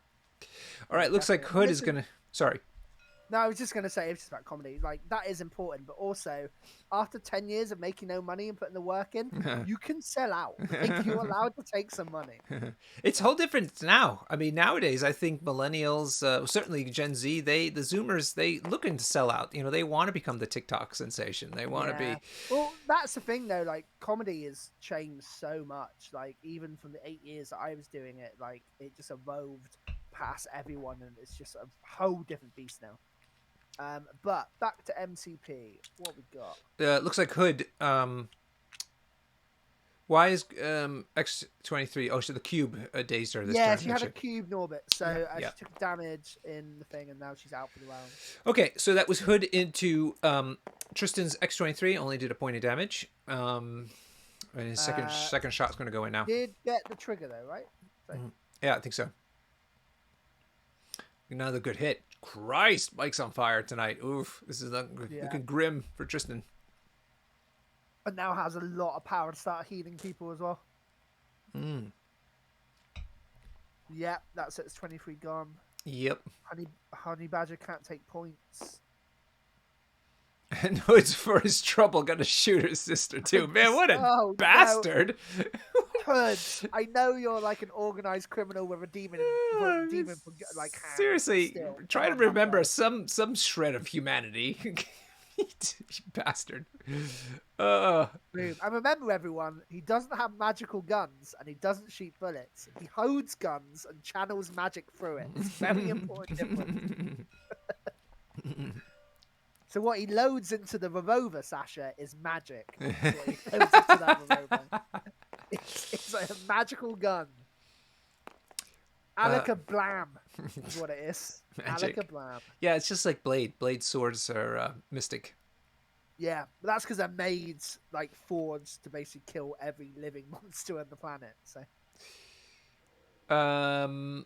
looks like Hood tried to beat up Honey Badger, and it didn't happen. He's just indicated damage. Winter Soldier for some reason. Follow me. That's what it was. Yep. He flipped the card. Thank you, Sasha. He's flipped the card, and so activating Winter Oh, Soldier. That's nasty that makes business. sense. Okay, so Winter Soldier. Gamora has stealth, She does. so Yeah, but that's within. Well, Honey Badger is within range. yeah, definitely. Gamora might be. That sounds looks like it might be within Yeah, 3. might be within 3, but I don't think so. I think she's just out. Hmm.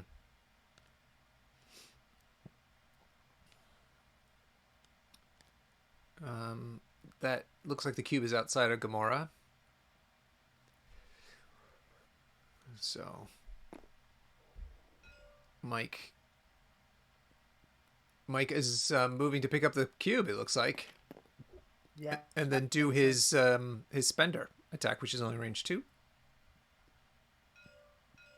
Yep, there it goes. Could take a quick look. Does that allow him to move afterwards, Yeah. or does he get a place or something after that? Red Fury. The target character is pushed away short. Then you can shoot him again with your assault rifle. Ah, yeah. It's so good.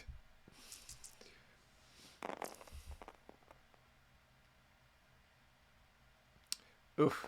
Oh my god, Mike. Oh, you know what he's loading? Well, Winter Tristan. Soldier is just loading traditional bullets into his gun and doing pretty well. He's Maybe obviously, he needs to put the magic down and go back to bullets. Is what needs to happen. or he just sacrifice more to the dice gods before you show up to your game.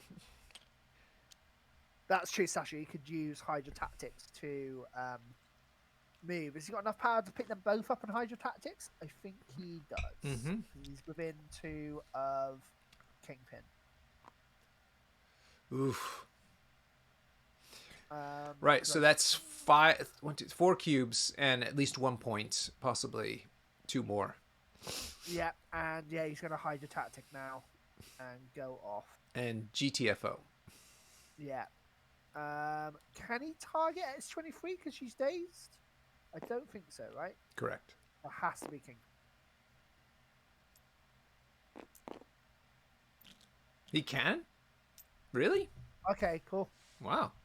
Let me take a look at that rule. Maybe that is a better choice then to go off X-23. What is it? Hydra Tactics? Choose another ally card within 2. Place the card within 1. I mean, I always get confused by these rules because even though they say this, it's the Medusa thing as well. Like, Medusa can go Yeah. off daze people. So yeah. Oh, she can. Okay. Well, then that's consistent. same as with the Storm's leadership. Yeah, thank you, Charmer. All right. All right. Okay, Rocket's not happy with the situation. It looks like he's paying for a. Oh, it looks like they're doing Deadly Duo. Deadly Duo, Yep. which again is only getting Kingpin and Winter Soldier, but at this point, yeah, Winter Soldier is 3 attacks into Winter Soldier, and at least now his attrition attacks can link him with tempo and just Yep. try to lose him 2 points.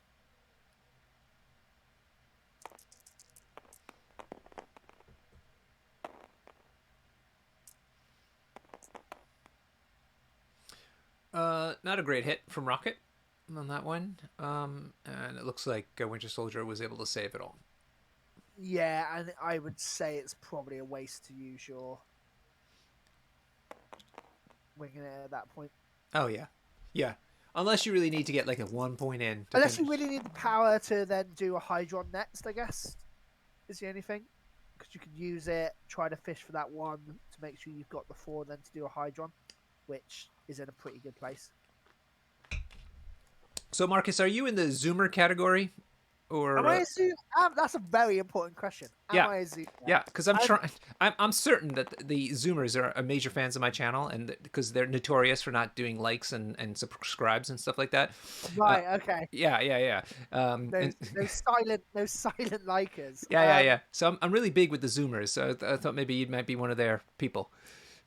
Yeah, if you want, I can be their leader. I can be like the Momo. No, I think I am a late age millennial. Okay, got it. So you just pissed off at the Zoomers. Yeah, well, I have solid apathy. I was raised by wild ex-Jenners in the woods, so all my friends were a lot older than me. So I was raised by some apathy-filled ex-Gens. So they That's taught nihilism at a very young age. So I'm just like, you know what? Do what you want because it doesn't really matter. Which I'm shaking off now in my older age because apathy is bad. But you know, we had it. It was a tough time growing up as Gen X, so definitely, you have to yeah. forgive us. Forgive us. I understand. I didn't. Yeah, I didn't have the greatest times either. So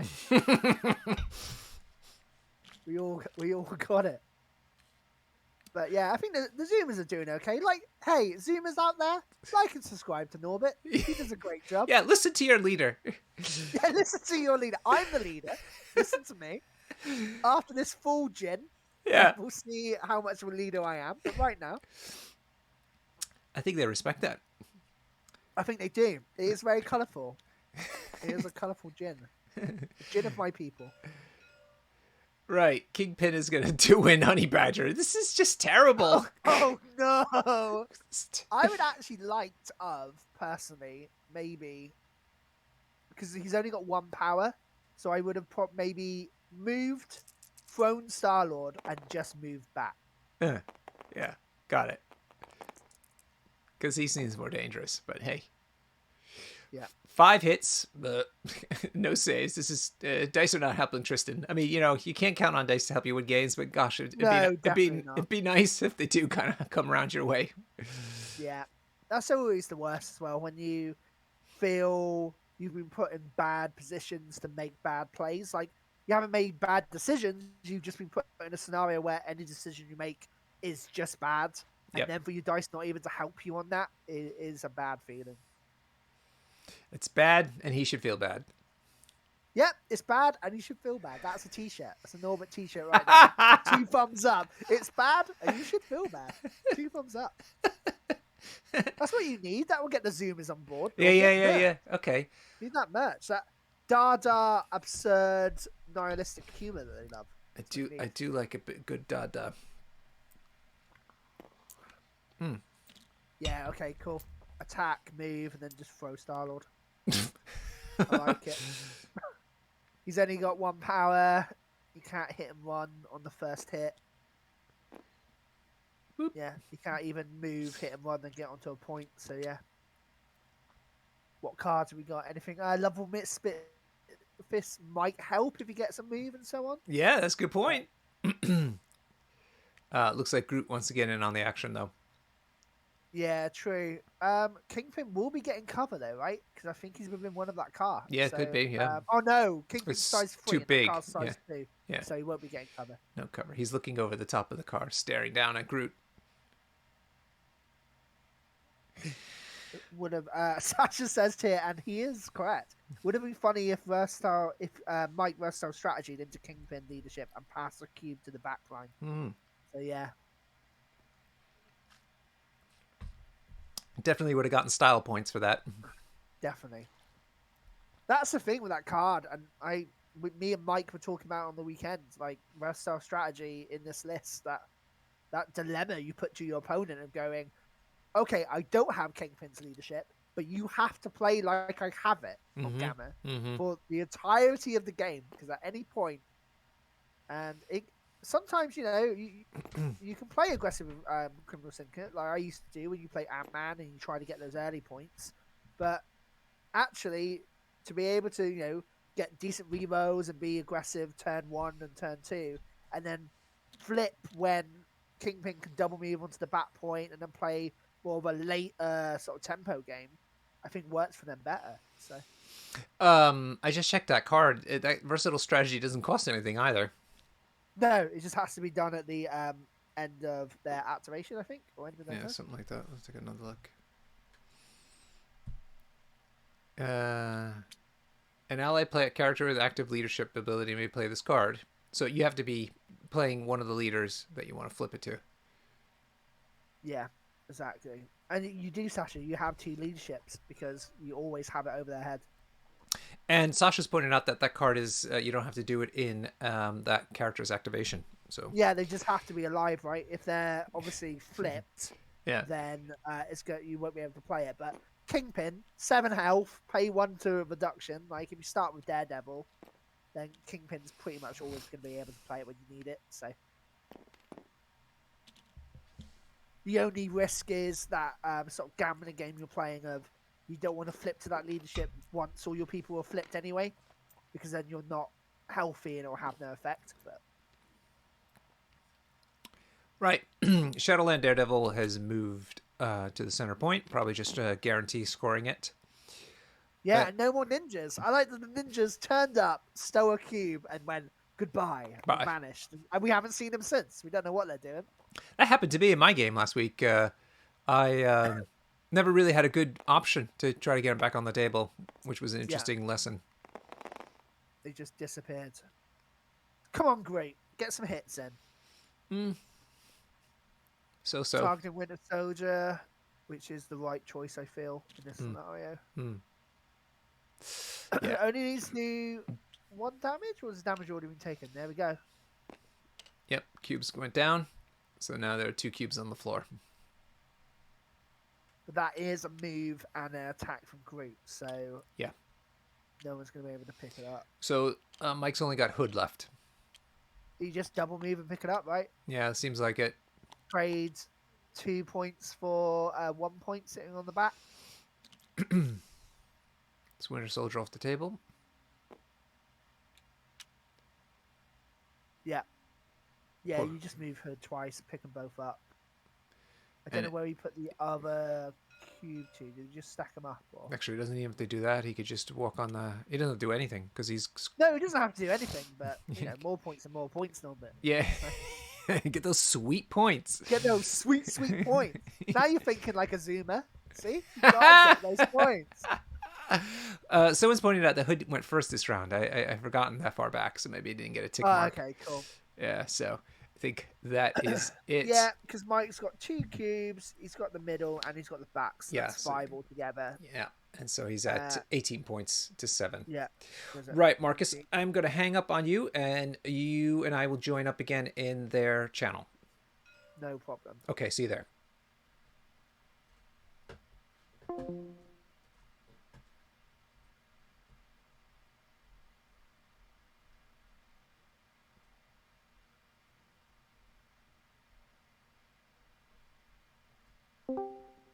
Hello. Hello. Hi. Hello. It's Norbert here. I'm Norbert. Hello. Tristan, very nice to meet you. Hi, nice to meet you. Yeah, we had to look up where Worcester was. Now we know. Worcester, yeah. Oh yeah, Worcester. Sorry, Worcester. Worcester. What's that? Were we saying Worcester? I was. I probably misled you. I entirely take. We're take the blame. animals. Sorry, Tristan. It should be pronounced like that. It looks like it should be said Worcester, but It's true. Worcester. Anyway, thank you both for allowing us to stream the game. It was a lovely way to spend a Thursday evening together. I'm sorry, it's more competitive for you. Yeah. Well, Tristan, let us start with you. I'm here with Marcus. We both were commenting on the game. Hey everyone, thank you so much for letting us stream. It's been a pleasure to watch you guys. So. Tristan, what was your game plan going into this? Survive. I was trying to get to that middle gamma point because I thought that was what I could really, that's really the only thing that I could kind of score was the back gamma and the middle gamma. I didn't think I was going to be able to get to the gamma. Mm-hmm. I just think I got a little bit unlucky with my dice with my rocket turn where I did early duo. Mm-hmm. Yeah, just all kind of fell apart really. Yeah. Did you have a mindset, Tristan, of who you were going to target turn 1? I kind of saw what you might have been going for, but was that always the plan? Yeah. Well, I knew I had to get rid of Winter Soldier at some point, which I managed to do. I wanted to get rid of X-23 or Kingpin, but Kingpin just shrugs the damage just like a like an expletive. Yeah. Yes, like an expletive. Yeah. So yeah, he always just shrugs the damage. Who do you think would have been next target then after Winter Soldier? Was it just characters you were looking for, or were you observant of who was holding points and so on and things like that? Trying to get people off the points, trying to get rid of the. Obviously, I targeted down Winter Soldier because he got 2 cubes. If Rocket could have taken him down, I think I would have had a better chance because at least I could have gone in with Star-Lord and picks up the cubes. But in the end, Star-Lord didn't really have anything to do for the entire game. He kind of flew around looking pretty and didn't really do very much else other than that, unfortunately. But never mind. I always find Gamora incredibly disappointing whenever I play her. I don't think she's done anything in any game I've played her, so she may well get cut from the list, I think. Well, we thought you were actually being quite clever on having her on the back point, Yeah. since she's a long mover and has the throw herself. You know what I mean? So Yeah. was that Did you have that in mind? Trying to get in with her into the middle there, into that sort of melee in the middle, and clear out some of the stuff off the point, but I just couldn't. There was nowhere I could actually put her where I could get her base in, and when I was trying to throw her, I kept getting caught by the lamppost. So yeah, it was just a bit of a. I think her positioning was a bit unfortunate. Yeah. It is what it is on that. One more question. We thought, and I'm gonna have the same question for you, Mike. So get ready. The Interesting. I've never seen two teams bunker around their back shelters like that. Was that by design somehow? And what was your plan? I think really just to make sure that none of my guys suffered too much damage turn one, because I knew that they could pump out a lot of damage. So I was just trying to avoid as much damage as possible, that I didn't need to needlessly take, really. And then I was gonna try and get the middle gamma shelter and secure it, but then Kingpin comes in and throws everybody away and secures it for himself, doesn't he? So Yeah, absolutely.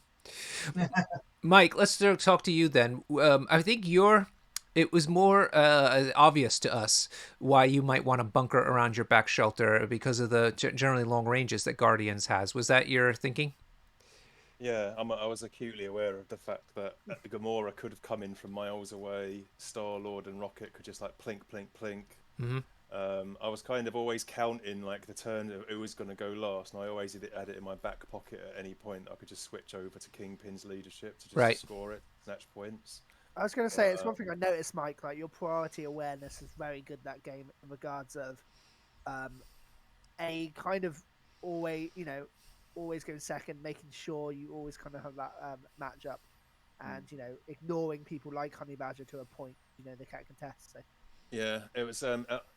It's always it's always a good idea to keep your eye on that priority all the time. Mm-hmm. And the temptation to just blast people off the table is always there. But I tend to kind of think I'm just going to be playing for the next turn, and because I've got follow me, which actually was quite impactful. I was quite okay with like just taking a bit of damage with a few characters just to be able to sort of afford it all and just do that massive turn. Mm-hmm. So, I think early days versatile strategy was thought to be a way for Kingpin to score a lot of points at the beginning of the game, and then when people were injured, switch to Daredevil and choose violence. I feel like the savvy players are actually doing it the opposite way around now, where they start with violence and then use the Kingpin in their back pocket for late game. Yeah, that's how I see it. I think it depends on the matchup. It always depends on the circumstance, I think. But in this circumstance, because I'm able to get like extra rerolls and extra damage on people that want to stand on points, and my God, you want to stand on gamma points to score them. Mm-hmm. Yeah, it's what we were talking through it. Like we actually chatted about this, Mike, on the weekend together. Where we did. Yeah. You're always kind of your opponent, and Tristan's put in a really bad position where he has to play like you always have that leadership up. Yeah, exactly. Even though you've got the reroll to kill people. Yeah, and what I found is like holding on to it, and with the threat of switching over to Kingpin makes people kind of bunch up on the points, and if they're bunched up on the points, well, that's great for me because I'll be shooting people, and like all the Daredevil reroll all comes into effect. I mean, I was a bit unlucky with X-23 because she took exactly the right amount of damage so she couldn't have an activation. And I think she would have been my follow me kind of target, but as it turned out, Hood into Winter Soldier. Yeah, that worked great. But yeah, Tristan did the right thing there of leaving her on the one because you couldn't have exceptional healing either. Because I didn't have going to take power. one damage. So yeah. Yeah, so I only had one power, so I couldn't even. I couldn't do that anymore. Yeah, at that point, you couldn't do exceptional healing. But if she were to take 3, for example, have lots of power, then exceptional healing, and then be open for a decent follow me turn. But yeah, that's it. That worked out in Tristan's favour. Yeah, I'm kind of okay with sort of getting quite a bit of damage on my team. I found with Shadowland Daredevil because that being able to kind of keep priority and just having a turn with loads and loads of power is, I find it to be like so swingy Mm. that you can get miles ahead on points. It kind of Yeah. Do you think I was I don't think it was a bad decision. I was just saying of taking all according to plan because I feel like kind of yeah. I you mean, I had was more looking at characters, like you had good priority control at that point anyway. I don't think your plan was ever to really kill too many people. So do you think that all according to plan could have been swapped out with something else, or are you happy? well, yeah. When I looked at my cards that I had, so I was like, do I need brace? No. Do I need do no hair? Well, I haven't got Juggernaut. Yeah, Indomitable, there's no pushes anyway. Mark for Death, didn't really think that that was going to be very useful. So it kind of was like, oh, I've got a bit of a dud slot, so I'll take it just in case because late game it can sometimes help. Sure. Yep. yeah, But yeah, I didn't need it. In fact, I only used one of my tactics cards. So Yeah. Well, both of you oddly did, enough, as it turns out. yeah, it's just the Uh, two of us just didn't need well, them. we're saying this is probably the two fastest scenarios in the game that were on the table. So this game was going to be over yeah. quickly, one way or the other. Yeah. Mike, one last question then. Guardians is notorious for killing. They're super popular in the league this season. Not What? when you can't roll dice with Rocket. They are. Yeah, yeah. Rocket is a nuisance. Sometimes he just blows up the world, and sometimes he sits there like a trash panda. Uh, but Mike, what was your worry going into a Guardians matchup? I always worry about just getting sort of shot to ribbons, and I was worried about like, "Oh, I really want to get that middle point, but it's always going to just be kind of like I'm never going to go up there and just stand around it and have a part. It's always going to be like a last activation thing, and then it puts me a bit vulnerable the next turn. I was actually a bit worried about Ghost Rider because I always find him to be quite annoying, and he's got some good mystic attacks which Shadowland Daredevil doesn't like, and X23 doesn't like, um, and he's got the speed to kind of like threaten your back point. But then, having said that, at 17, if he'd have taken Ghost Rider, I think the extra bodies would have been. Yeah, that it was a consideration, but I just think it's too. He's just too costly. Yeah, and Thanos probably on Gamma. I Same, mean, although he same. can move everyone off the points, Yeah, which is really great, but I can always go last. I can always go a Kingpin. I can always throw Thanos away, which is what I did at the weekend against Yeah. my final team. Yeah, the only thing I would have thought about Tristan is maybe X23 and Honey Badger for maybe Ghost Rider, just because Honey Badger is non-involved when it comes to going on points, but yeah. it's all woulda, coulda, shouldas, right? So Badgers reduce defense though, which I always find is quite helpful, yeah, particularly of course. when there's a scrum and you can just move her in. Just my thoughts in taking her was there was going to be a scrum on the middle gamma shelter, and I could probably put her in there and she'd get quite a few models, which she did, but it's not enough in the end, unfortunately. Yeah, definitely.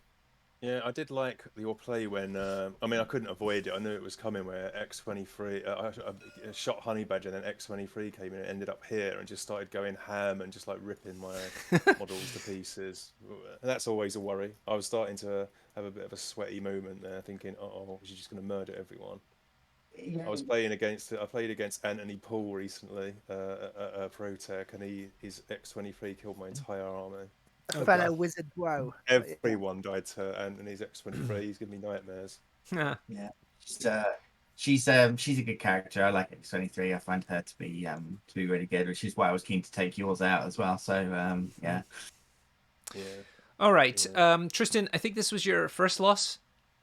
Yes, it was. Yeah. Yep, great. So you're still in it. X and one is the cutoff for the elimination rounds. So we're going to wish you a lot of luck. Keep an eye on you as you're progressing. definitely keep on going, keep on learning, keep on progressing. Yeah, Yeah. I've only been playing the game for a month, so Oh yeah. wow! Oh, Yeah. I didn't know that. You did so well Yeah. over the weekend. We thought we were in for a treat here. Yeah, So, yeah. So played for a month, so yeah, it's all a learning experience for me at the moment. I've obviously got quite a good background in miniature gaming, but this is quite a new game to me still, and I'm still kind of learning what some things do. yep. So it's all very new to me. So yeah, it's not. it's not sort of second nature to me yet. So hopefully it'll become second nature. That's my entire purpose of joining the league. Really is to kind of get some I was more going to games. say it's games like this where you learn a lot more than just winning. So Games that we played at the weekend, where yeah, I learned about convocation and what they do. So yeah, Yeah, that is yeah. true. Well, I hate Tristan, those you've guys. played a lot of different games. Why don't you tell us a bit then what has attracted you to MCP now compared to other games that are out on the market? I think the fact that it's for me something that's like regularly updated. So probably my favorite game before this was Guild Ball, which I played a lot of, and that Steamforge kept that nicely updated and kept it nicely balanced. And I know that Atomic Mass have been doing the same thing for this. So that's one of the things that kind of attracted me to it. There's a lot of kind of crossover skill as well from Guild Ball to this, which I haven't found in many other miniatures games. But yeah, I think it's a really good game, and I think it's um, it's one of those things where you're kind of looking around the market, and I saw this game sort of this time last year, and was thinking about it this time last year, and didn't sort of take the plunge and decide to play it. But yeah, I've only recently taken the plunge and decided to go with it. So yeah, I've got quite a lot of stuff now. So Well, you came into it at the right time because the game just got evolved into the Challenger format. well, Yeah, that's exactly. going to be one of my questions actually. Mike, you've played for a while, and you played Criminal Syndicate quite a lot before. Um, do you think there's been ups and losses in the new format and the new standards? Like, how do you feel it fits now? Do you mean generally or for Criminal Syndicate? For Criminal Syndicate specifically, and you can talk a bit widely if you want. Like, Well, how do you think Guardians lost anything or gained anything? Like playing against them, do they feel like a different beast or? well, I think Guardians can still play the Thanos with his two gems and not really be too bothered by it. They're really nasty still, and so I think Guardians, although they have lost, I think Pat was talking about it on his podcast across the Bifrost about sort of like what cards do I take as well as those two. So that's a Yeah, little bit of a challenge, I think, for Guardians, but in the round, I think they're probably still like really strong, and they just sometimes just blow you up. Mhm. Criminal Syndicate, obviously everyone's seeing what Daredevil can do yeah, with Kingpin. Now, a lot of the cards that I used to take with Kingpin have sort of like gone away, so I'm sort of thinking. I don't think the kind of I'm really tough, I'm going to take rows of really tough characters and make them even tougher kind of yeah, can really be quite as effective as it was. But Hmm. having said that, um, you can still build. I think the versatile strategy card's really good for Kingpin. I yeah. think you can still build. I've not really tested it enough yet. I'm not sure how it's going to feel with what's it called, patch up, rather than as opposed to med pack and those kinds of things. I think it Yeah. might be a little bit less effective than it The other was. option is the movement shenanigan stuff, like a fallback and warpath. Well, To I took war. I was using fallback a lot anyway before the changes came because I used to find Kingpin. People would like move up to him and do a sort of want to do some sort of big attack on him, but then he would just move away and he'd be out of range to then be thrown or pushed away, and they could just walk back the next turn. yeah, So I think they can play a little bit more kind of cagey, I suppose, yeah. rather than Also to tanky. help the tempo, because one thing I was taught on the weekend that I completely blew my mind is because it's done before fallback is done before damage. If people weren't aware what fallback is, a tactics card. When you're targeted with an attack, before damage is done, pay 1 power or Two, 2 power. two. 2 power, and you get to move away short. But what Yeah, that's mean because it's before damage, you can move away before damage is dealt in you days. So if you're holding cubes or anything, you can actually move further away to stop the opponent then picking up that extract, yeah, which it's then pretty good for that. allows you to then gain priority again, go and pick Yeah, it up. So which yeah, helps Criminal Syndicate with the tempo, right? yeah, yeah, yeah. Yeah, so Criminal Syndicate, they're really strong. Daredevil's really strong. Kingpin, still really strong, but like not quite the same as he was. Do you But I feel you think, can still play the game you were playing? You don't feel you've lost? um, it's weird because now I feel like you can play it, but within the Shadowland Daredevils game where you take versatile strategy. I Yeah. think I'm not sure if I would want to take it just on its own, but I might be wrong, and I'm sure there's other people out there that have a view on that might differ to mine. But I think it's not quite as strong as it was, but I do still think that it's decent. You know. The other thing is as well is when you build criminal syndicate rosters, you kind of it's a bit difficult to kind of think right. I'm going to have half of it a Kingpin and half of it Shadowland Daredevil. And what I found is you want to lean one way or the other. Yes. Yes. Yeah, Lizard's a great example of that, right? Like Yeah. Lizard's very good with Kingpin, but not so great with Daredevil. So No, not quite as good with Daredevil. No, definitely not. So I'm still kind of finding my feet with it. Well, I'm really enjoying Daredevil though. And we'll just see how they go. There's quite a few people playing Criminal Syndicate Yeah. still. I hope, well, many people, in fact, and I hope that they do well with that. All right, Mike, we're going to leave it there. Thank you so much. Oh, Good luck to you in the coming rounds. I hope you go all the way. yeah, thank you very much. And to you all as well. Yep, and thank you again both. Thank you for everybody in the chat for making us have a nice, entertaining evening as we were having a chat. And Marcus, it was just fabulous. Thank you so much for co-hosting with me today. oh, thank you for having me on, and happy to come back if you have me. So Yeah, Awesome. yeah, sounds Cheers, good. guys. All right, Thank you, take care, Tristan. everyone.